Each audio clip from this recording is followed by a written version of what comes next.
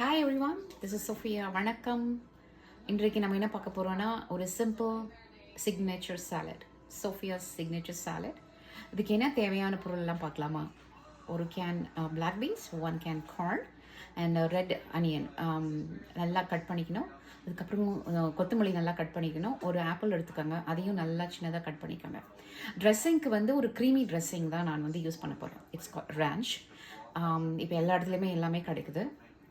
தென் அதை யூஸ் பண்ணுங்க. அதுக்கப்புறமா orange juice, little bit of tablespoon of orange juice or lemon juice. ஓகேவா? எப்படி செய்யுதுன்னு பார்க்கலாம்.